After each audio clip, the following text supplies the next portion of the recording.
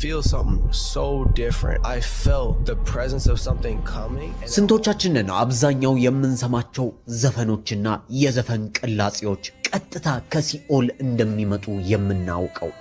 አንዳንድ ሙዚቃዎች ለምን ህይወታችን ላይ ተጽዕኖ መፍጠር ይችላሉ ብለን ጠይቀን እናውቃለን?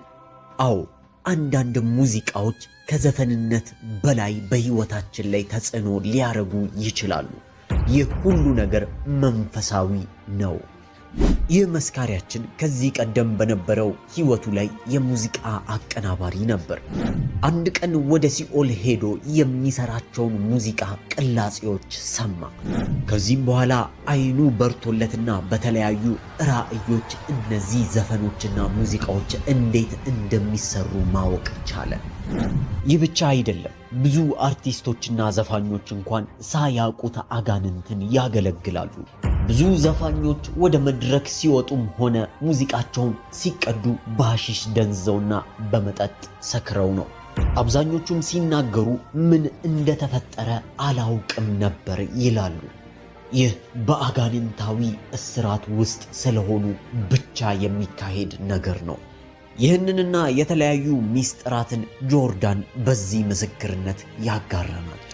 የተለያዩ ዜማ ወይም ደግሞ ዘፈኖችን የምታዳምጡ ከሆነ አሊያም ደግሞ በልጆቻችሁ እንዲሁም ደግሞ ዘመዶቻችሁ ዘፈን የሚያዳምጡ ከሆነ ይህንን ምስክርነት አጋሯቸው። ከእግዚአብሔር አምላክ ጋር ለመታረቅ ጊዜው አልረፈደም። ይህን ምስክርነት በጥሞና አዳምጡት። መልካም ቆይታ።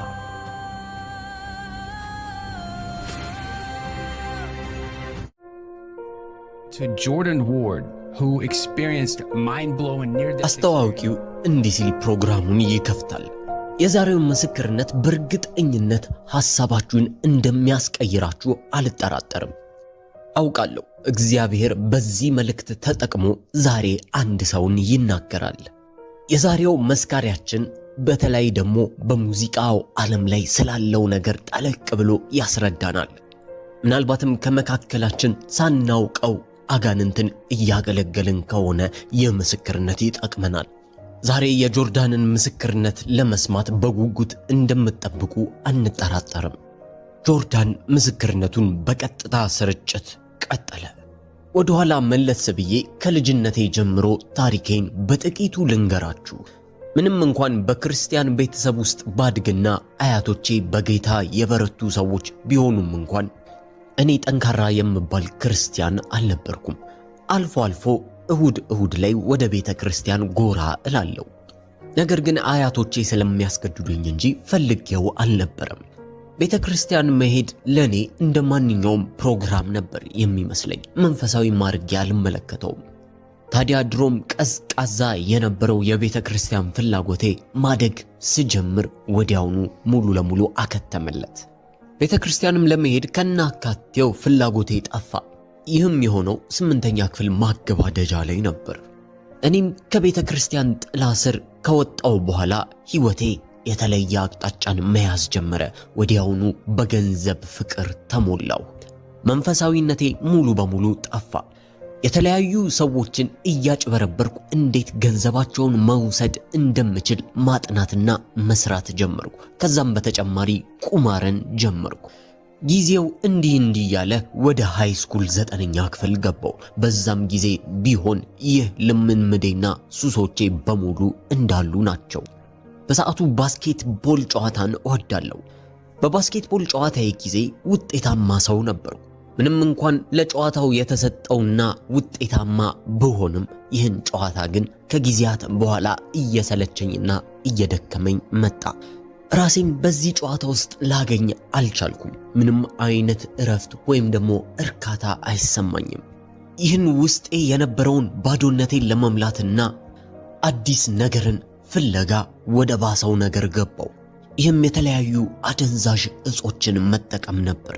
በዚህ ምክንያት ህይወቴ ይባሱኑ ቁልቁል መውረድ ጀመረ። ነገሮች በሙሉ መበላሸትና መስመርን መሳት ጀመረ።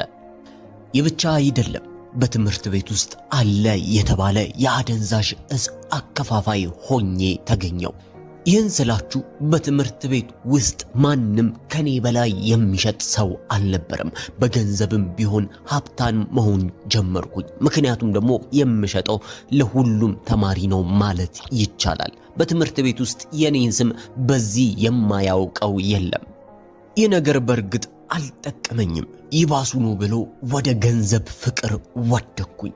በህይወቴ ውስጥ ለገንዘብ ከምንም በላይ ቦታ እሰጥ ነበር።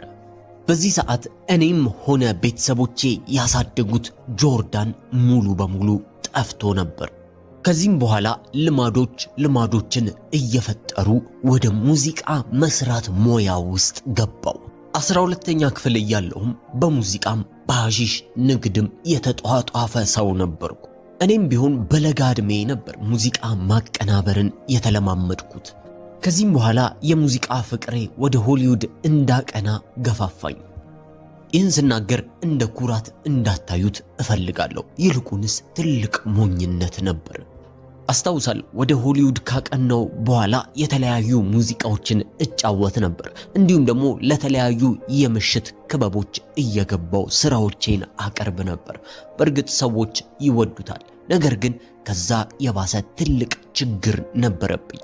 ምክንያቱም ደግሞ ሱቆችን እየገባው መዝረፍና የተለያዩ ገንዘብ ያላቸውን ተቋሞች በግድ እንዲያመጡ አደርግ ነበር።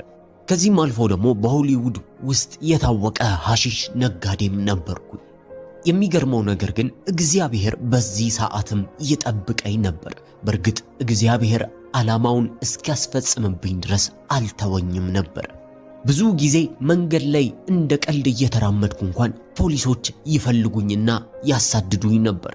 በሚይዙኝም ጊዜ በእጄ ላይ ካቴና አድርገው ከላይ እስከ ታች ድረስ መንጥረው ይፈትሹኛል። ነገር ግን አንድም ቀን ይህንን ሐሺሽ ይዘውብኝ አያውቁም። ይህ ብቻ አይደለም። የተለያዩ ሱቆችና ተለቅ ያሉ ተቋማት ውስጥ ገብቼ ስዘርፍ እንኳን በማላቀው ሁኔታ ከነሱ አይን እሰወር ነበር። ነገሩ ለኔም ይገርመኛል። ምክንያቱም ደግሞ መያዝ ባለብኝ ሰዓትና ወንጀለኛ ሆኜ ፍርድ ቤት መቅረብ እያለብኝ እንኳን ብዙ ጊዜ በእግዚአብሔር ድጋፍና ከለላ አምልጫለሁ። ምክንያቱም ደግሞ ይህ ወንጀሌ ቢያዝና ወደ ፍርድ ቤት ቢቀርብ በእርግጠኝነት ለብዙ ዓመታት በእስር ቤት ውስጥ እበሰብስ ነበር።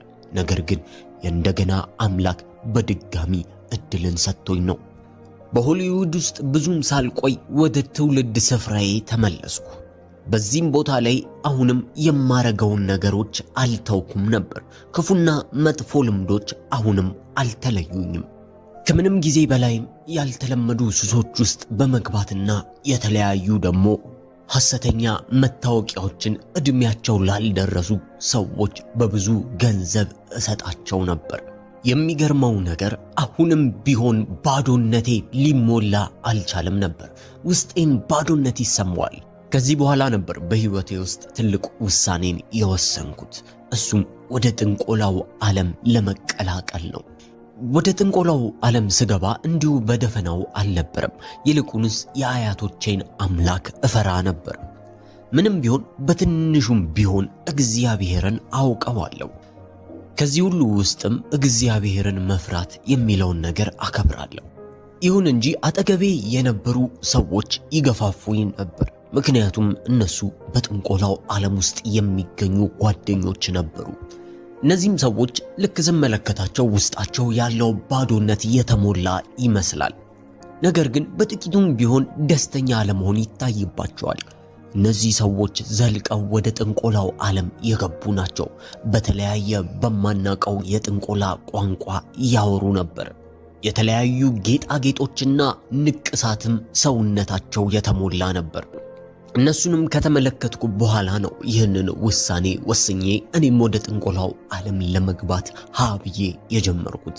የተለያዩ ምልክት ያላቸውን ንቅሳቶች ነቀስ ጀመር። የተለያዩ የአንገት ሐብሎችና የእጅ ጌጦችንም ከጥንቆላው ዓለም የመጡ ነገሮችንም አደርግ ጀመር። በዚህ ጊዜ ነገሩ እየሰራ ይመስል የተለያዩ ህልሞችን ማየት ጀመርኩ። ከዕለታት አንድ ቀን እኔን ከሚመስል ጓደኛዬ ቤት ነበርኩኝ። በጓደኛዬ ቤት ውስጥ በተለያዩ እጾችና መጠጦች ደንዝዘንና ሰክረን ነበር። ቤት ውስጥ ሰው ስላልነበረ በነፃነት ለማጨስና ለመስከር ተመችቶናል። ሰዓቱም ወደ እኩለ ሌሊት እየተጠጋ ነበር። ከዚህም በኋላ ወደ ቲቪው ሄደንና አንዳችን ነገር ለማየት ይመስል ይህን ቲቪ ከፍተን ባዶውን እናየው ነበር። ታዲያ እኔም ከቲቪው ፊት ለፊት ትይዩ በተቀመጥኩበት አንድ ኃይለኛ ስሜት ተሰማኝ። ይህ ስሜት እኔ የፈጠርኩት ወይም ደግሞ ሳስበው የመጣብኝና የወረረኝ ስሜት ሳይሆን አንዳች ከውጪ ጠንካራ ኃይል ይመስል ወደ ውስጤ ገብቶ ያ ስሜት አሳሰበኝ። አንዳች መለኮታዊ ኃይል እየተናገረኝ ይመስላል። እርሱም ወደ እስር ቤት ወይም ደግሞ ልክ ወደ ሆነ ወጥመድ ውስጥ ልገባ ያክል ያለ ስሜት ተሰማኝ። ምናልባት ይህ ስሜት ተሰምቷችሁ ያውቃል? አንድ ነገር ከመሆኑ በፊት ያ ነገር ሊሆን እንደሚችል ቀድሞ የሚያስተነቅቃችሁ ድምፅ። ልክ እንደዛ ነው የተሰማኝ። ወደ አንዳች ወጥመድ ልወድቅ እንደምችል አይነት ድምፅ ነገረኝ። ወዲያውኑ ለጓደኛዬ ነገርኩት። አውቃለሁ ምንም አይነት ፖሊሶች ወደዚህ ስፍራ አይመጡም፣ ከውጭም ያለ ሰው ሊመጣ ሳይሆን ነገር ግን በውስጤ ልክ ወደ አንድ ወጥመድ ወይም እስር ቤት የምንገባ ያክል እየመሰለኝ ነው ብዬ ነገርኩት። ምናልባት ስሜቱ ከበረደልኝ በሚል በቤቱ ውስጥ መንቀሳቀስና ብቻዬን መራመድ ጀመርኩ። በሚገርም ሁኔታ በጓደኛዬ ቤት ኮሊደር ውስጥ በመንቀሳቀስበት ሰዓት አንድ ሐሳብ ብቻ ነበር ወደ ውስጤ የሚጮኸው፣ እርሱም ኢየሱስ የሚለው ስም ብቻ። የሚገርመው ኢየሱስ እንኳን ማን እንደሆነ ዘለቅ ያለ እንኳን ዕውቀት አልነበረኝም። ኢየሱስ እንኳን ሲባል ለመጨረሻ ጊዜ የሰማሁት ከአያቶቼ ጋር በቤተ ክርስቲያን በሚሄድበት ወቅት ነበር። ነገር ግን ኢየሱስ ማን እንደሆነና ምን እንደሰራ እንኳን ጠለቅ ያለ ዕውቀት አልነበረኝም። በሰዓቱ ግራ ገባኝ። ለምንድነው ይህን ስም 10 ጊዜ የማስበው? እኔ እኮ ኃጢአተኛና ብዙ ወንጀሎችን የሰራው አሁን እንኳን ሳይቀር ኃጢአትን እየሰራው ያለው ሰው ነኝ። ለምንድነው እንደዚህ አይነት ስም በውስጤ የሚመጣው ብዬ ትልቅ ጥያቄን ፈጠረብኝ። ይህን ጥያቄ እያብሰለሰልኩኝ በውስጤ ኢየሱስ የሚለው ስምና ወደ እስር ቤት ወይም ልክ ወደ ወጥመድ ውስጥ ልንገባ ያለው ስሜት እየበረታና እየጠነከረ መጣ። በጭንቀትና በመጣደፍም ወደ ውጪ ወጣሁ።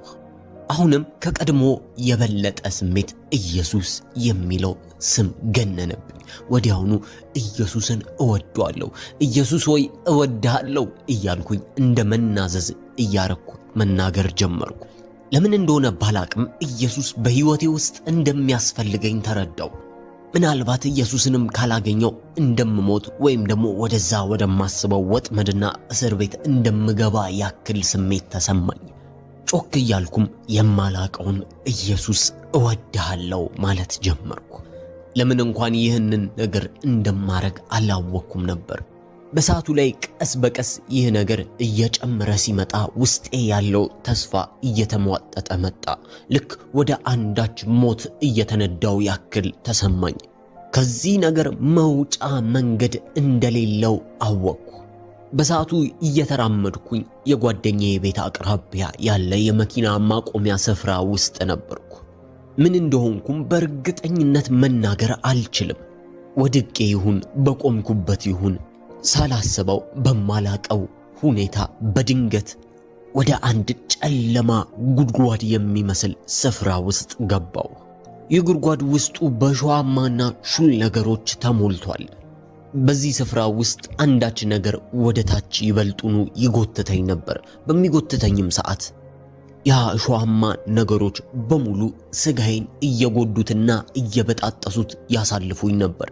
በሕይወቴ እንደዚህ አይነት ጉዳት ተሰምቶኝ አያውቅም። ሰውነቴ እየተቀዳደደና እየተቸነከረ ይቀር ነበር።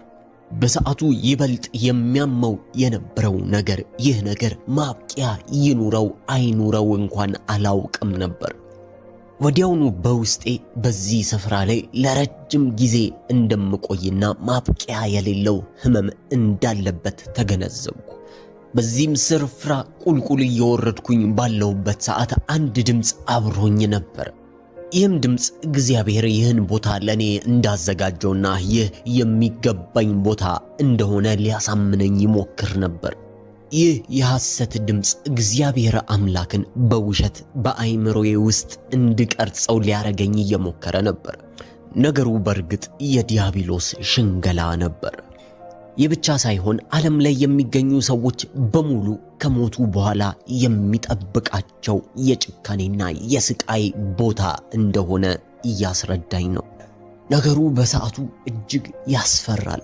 በተለይ ደግሞ እኔ ወደዚህ ቦታ እየሄድኩኝ መሆኔን ሳስብ እጅግ በጣም ይጨንቃል።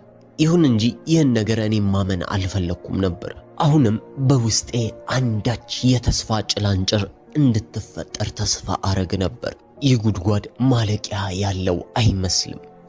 ከዚህ በኋላ ወደ አንድ ስፍራ ላይ ደረስኩ። ይህ ቦታ ሙሉ በሙሉ አይታይም ነበር። ጨለማ ሳይሆን ጥቁር የሆነ ስፍራ ነው። የገዛ ሰውነቴንም ሆነ እጄንም ማየት አልችልም። ሰውነቴንም አንድ ግዙፍ አካል ወጥሮ የያዘኝ ያክል ማንቀሳቀስ አቃተኝ። ነገር ግን በስፍራው ላይ ማንም አልነካኝም ነበር። ይሁን እንጂ ሰውነቴ ይንቀጠቀጣል። ከዛም በተጨማሪ ጥርሶቼ እየተጋጩ ድምፅን ያሰሙ ነበር። ልክ ጥርሶቼ ሲጋጩ የመሰንጠቅ ያክል ስሜት ነበረው። ነገር ግን ያለ ማቋረጥ እየተንቀጠቀጥኩ ጥርሶቼን አጋጭ ነበር።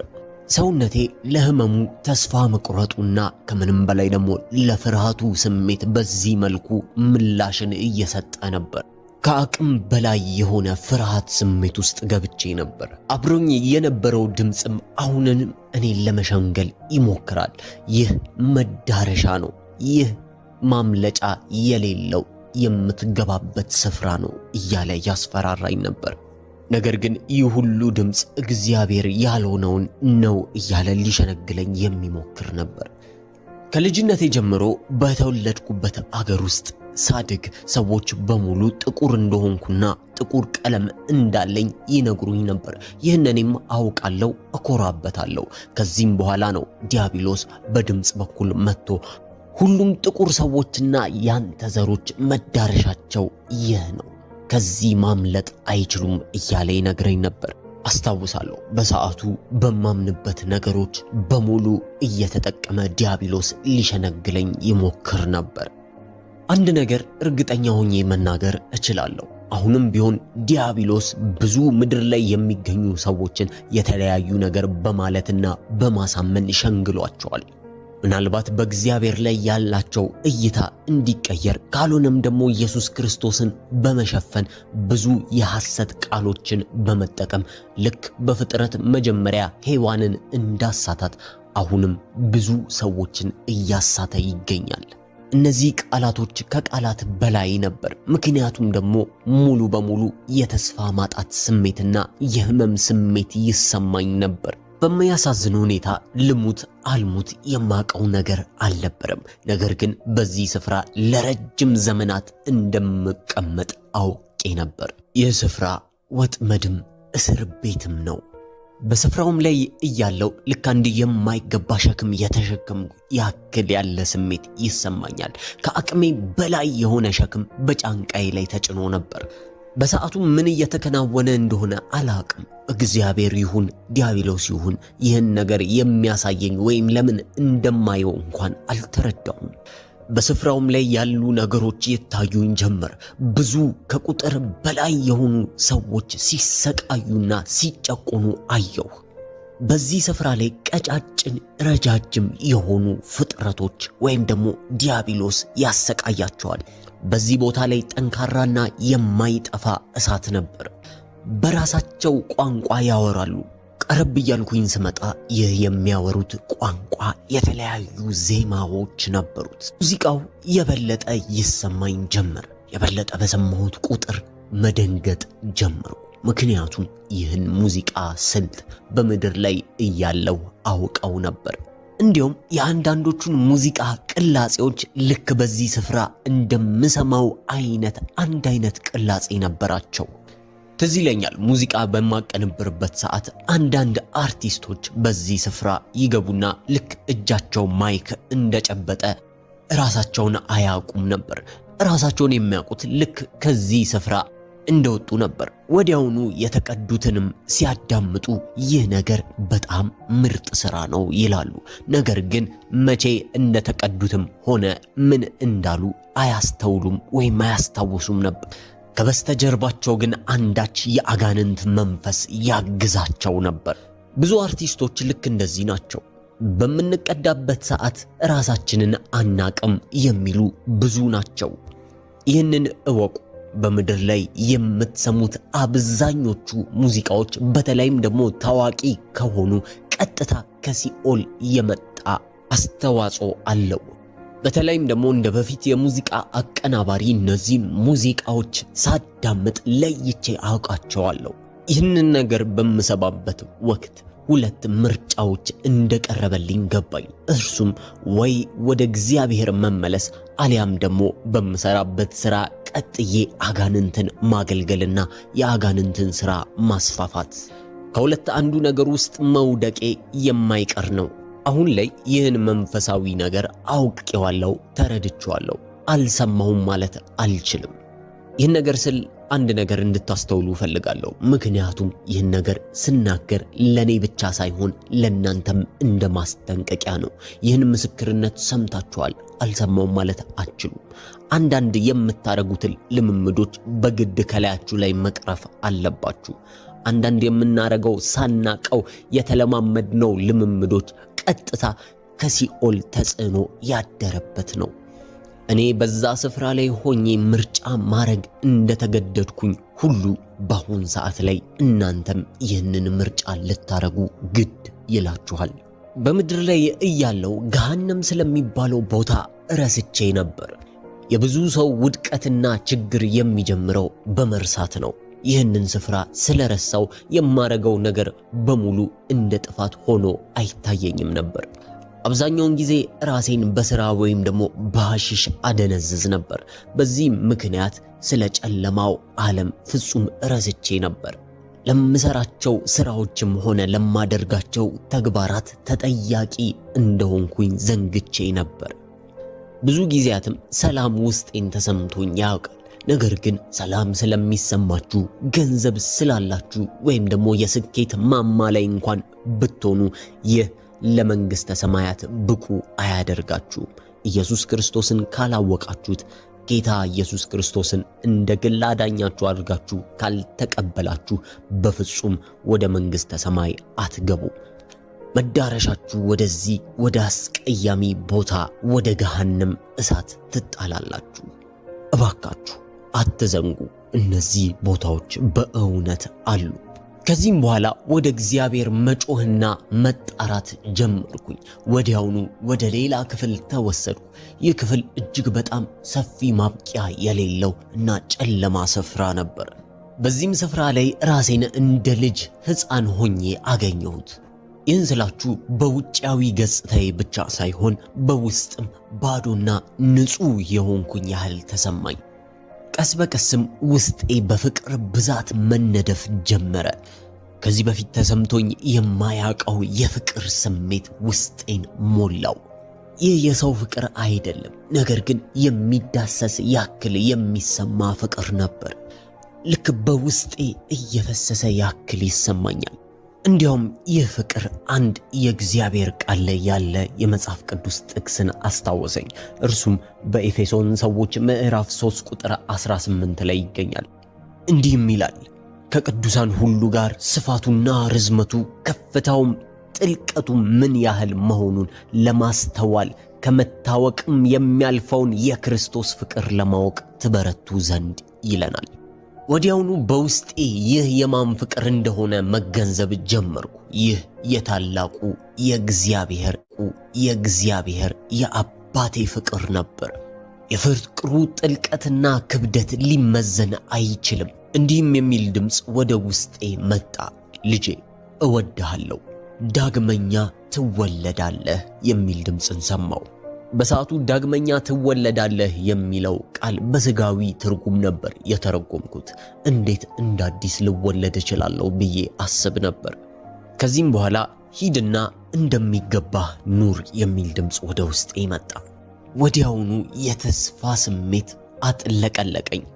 ይህ ተስፋ እንደ ማንኛውም አይነት ተስፋ ሳይሆን የአዲስ ጅማሬ ያክል ያለ ተስፋ ነው። እጅግ በጣም ደስተኛ ሆንኩኝ። ደስታዬ ልክ እንደሚቦርቅ ሕፃን ልጅ ነበር። በውስጤም አባቴ የሚያዘኝን ትዕዛዞች በሙሉ እፈጽማለሁ እያልኩ መደሰት ጀመርኩ። ልክ እግዚአብሔር በግል የጠራኝ ያክል መደሰት ጀመርኩ።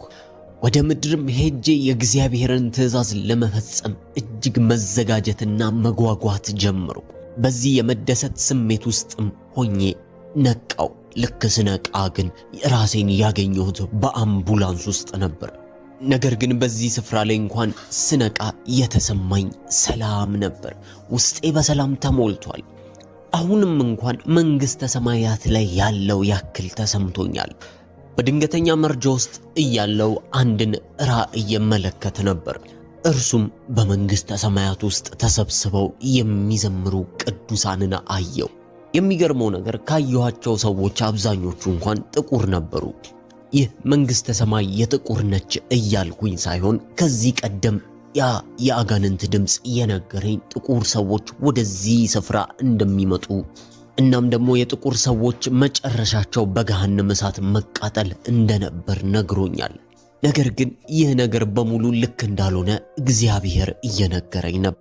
ይህ የምመለከተው መዝሙር በእጅጉኑ ይደንቅ ነበር። ወዲያውኑ አንድ ድምፅ ወደኔ መጣ። ልጄ ሆይ ዘምርልኝ አለኝ። በመዝሙሩ ውበት እጅጉኑ ተማርኬ ነበር። ከዚህ በኋላ በተኛውበት ስፍራ ላይ አዎ መንግሥተ ሰማይ እውነት ነው፣ ሰማይ እውነት ነው አለ እያልኩኝ እየጮኩ መናገር ጀመርኩ። በሰዓቱ ይመስለኝ የነበረው በዛው በመንግሥተ ሰማያቱ ውስጥ የምገኝ ነበር። ነገር ግን አልነበረም። ይህን በምናገርበት ሰዓት በአምቡላንስ ውስጥ ነበርኩ። አጠገቤ የነበሩት ሁለት ሰዎችም ከኔ ጋር በመስማማት የሚመስል መልኩ አዎ ልክ ነህ እያሉ ያበረታቱኝ ነበር። አሁን እንኳን ትዝ ይለኛል ያ ስሜት። በሰዓቱ በመንግሥተ ሰማይ ውስጥ የምገኝ መስሎኝ እጅጉኑ ሐሴት እያረኩ ነበር። ከዚህ በኋላ ልክ ስነቃ ራሴን ያገኘሁት በሆስፒታል አልጋ ውስጥ ነበር። አሁንም ቢሆን የእግዚአብሔር ሰላም ሙሉ ሰውነቴን ሞልቶት ነበር። ወዲያውኑ ከዚህ ሆስፒታል እንደወጣው የመጀመሪያ ስራዬ መዝሙር መጻፍ ነበር። አስታውሳለሁ ለመጀመሪያ ጊዜ የጻፍኩት መዝሙር ኢየሱስ እውነት ነው፣ መንግሥተ ሰማይ እውነት ነው የሚል ነበር።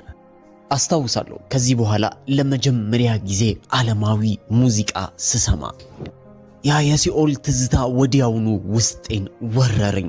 ወዲያውኑ ቅላጼውን እንኳን በሰማውበት ሰዓት ውስጤ እርብሽ አለ። ከዛ ቀን ጀምሮ መልሼ ዘፈን መስማት አቆምኩ።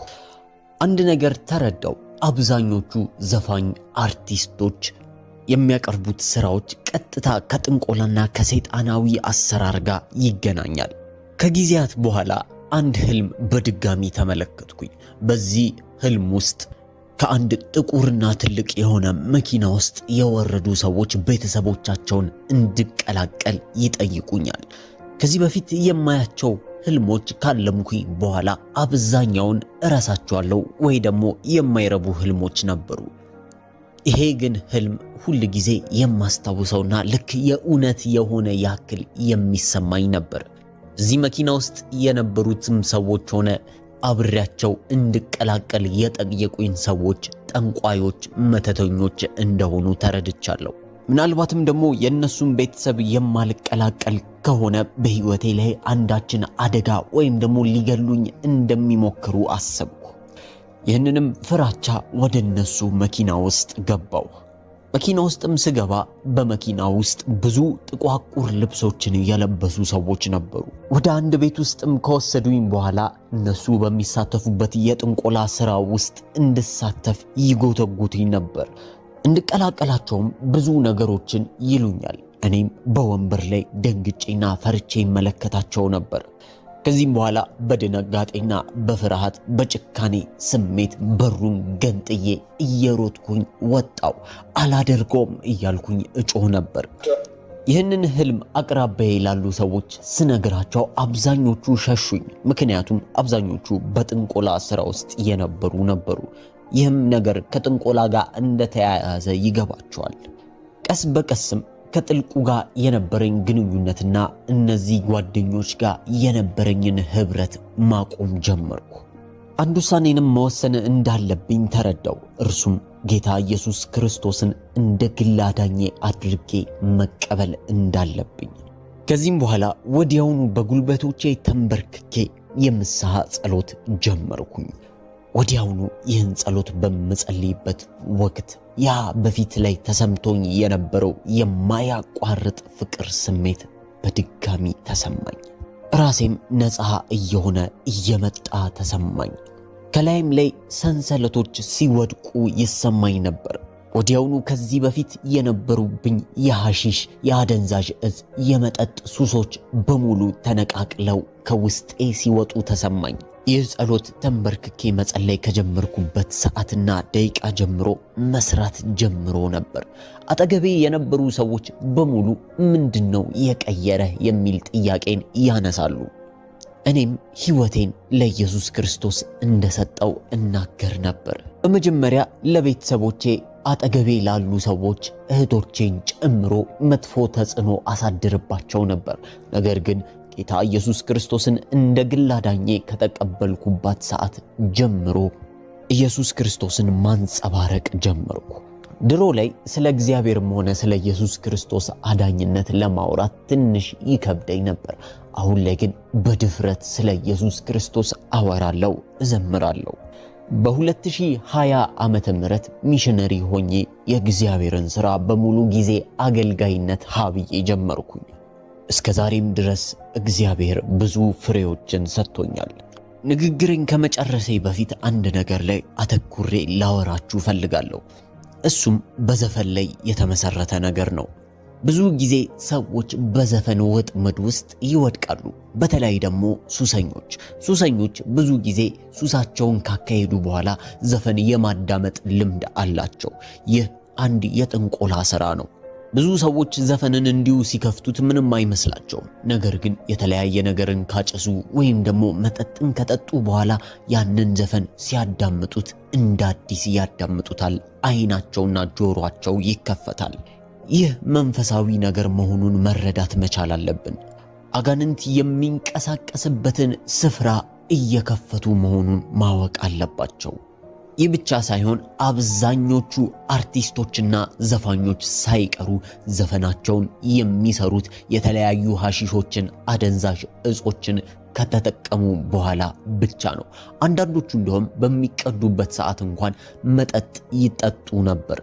ይህን ምናልባት በኩራት ሲናገሩ እንኳን ለድፍረት ሊመስለን ይችላል። ነገር ግን ይህ የመንፈሳዊ ዓለምን መክፈቻ ቁልፍ ነው። ስለዚህ አሁን ጥሬን አቀርባለሁ። ምናልባት በዚህ እስራት ውስጥ ሳታቁም የገባችሁ ካላችሁ አሁኑኑ መውጣት ይኖርባችኋል። ምናልባት በዚህ ወጥመድ ውስጥ እናንተ እንኳን ባትኖሩበት፣ ምናልባት ልጆቻችሁ፣ የቅርብ ሰው ካለ ይህ ሰው በአስቸኳይ እንዲወጣ ለማድረግ መሞከር አለባችሁ። ምክንያቱም ደግሞ ያ ሰው ሳያውቀው በአጋንንታዊ ልምምድ ውስጥ እየተዘፈቀ ይገኛል። ቀስ በቀስ የልምምዱ ያንን ሰው ለማጥፋት ነው የሚሆነው። ምክንያቱም የሰይጣን የመጨረሻ ግብ ወደ ሲኦል መክተት ነው። ማንም ሰው ቢሆን ያልተገባውን ሸክም ለመሸከም አልተጠራም። ምናልባት አሁን ላይ በሕይወታችሁ ላይ ከአቅማችሁ በላይ የሆነ ሸክም ካለ ወይም ደግሞ ማራገፍ ያቃታችሁ ነገር ካለ አሁኑኑ እጃችሁን ወደ እግዚአብሔር ዘርጉ። በእኔ ምስክርነት መማር ትችላላችሁ። እኔ ለመጀመሪያ ጊዜ ሕይወቴ የተቀየረው ያንን ራእይ ሳይ ወይም ደግሞ የእግዚአብሔር ፍቅር በውስጤ ሲፈስ አይደለም። ይልቁንስ አንድ ቀን ተንበርክኬ በወሰንኩት ውሳኔ ነበር። አሁንም ያቃታችሁ ነገር ካለ አንድ ጥሪ አቀርብላችኋለሁ። በርከክ በሉና ወደ እግዚአብሔር ጩኹ። በጆርዳን ምስክርነት